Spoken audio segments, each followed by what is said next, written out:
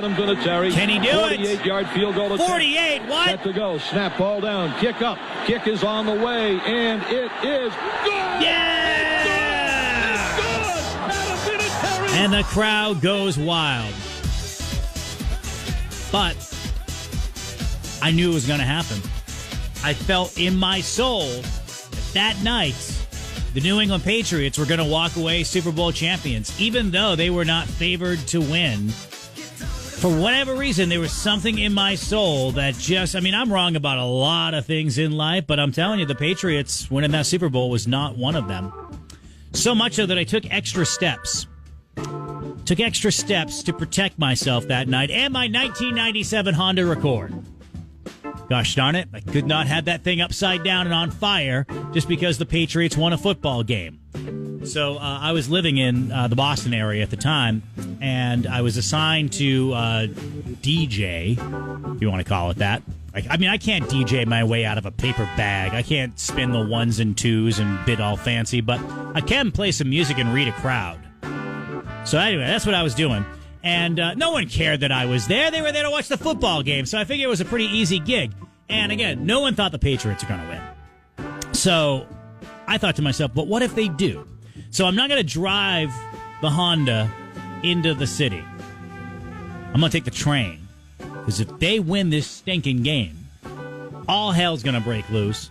I'm not going to be able to get home. And I might be looking at 4 Honda tires. Upright. Well, they're not Honda tires, but the tires on the Honda. So I took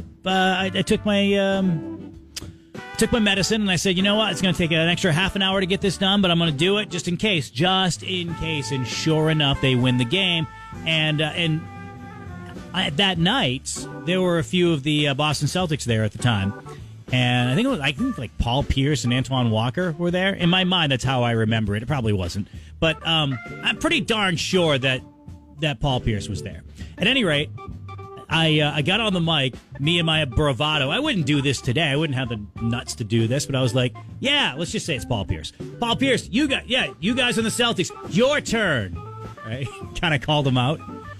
Yeah, I wouldn't do that today, but man, it was a crazy celebration, and Celtics didn't win another championship for another 7 or 8 years. But I'll tell you, I remember exactly where I was during that moment, right?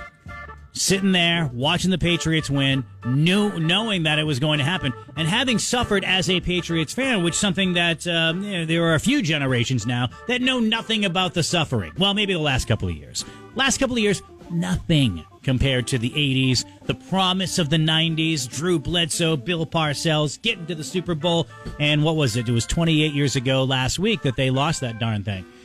What was your moment? Where were you 24 years ago when the New England Patriots won their very first Super Bowl?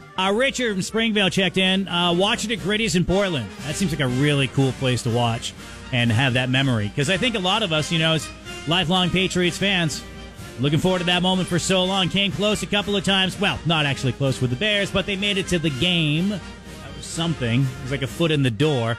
But we remember where we were during that moment. Decided to watch it with my dad. He passed 2 years later. Really glad we had that moment. It's cool. It's Kristen in North Berwick. Watched from Florida. Even though it wasn't a New England game, I felt disconnected from the rest of New England. Joseph from Acton checked in on that one. It's funny. I had a similar experience with the World Series. This is my first year living in Florida, and it was weird. It was weird being there, although it was Fort Myers, so there were a ton of Red Sox fans, and that was kind of neat. It was about the best you could hope for. I was at this place called Stevie Tomatoes down in kind of like Fort Myers, Naples area. Everybody was a Red Sox fan, so it was kind of like a home game, but still it felt weird. It was like 80 degrees outside. Watching October baseball was nuts. Went to bed after the first quarter, got up just in time to see it, and didn't go back to bed for a number of hours after that.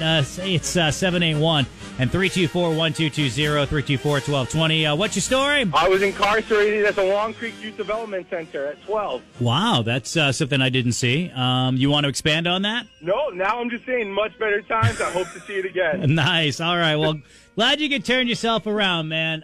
Who are you and where are you listening? I'm Brandon from Sanford. You love stories like that, and 207-324-1220. York County's morning show.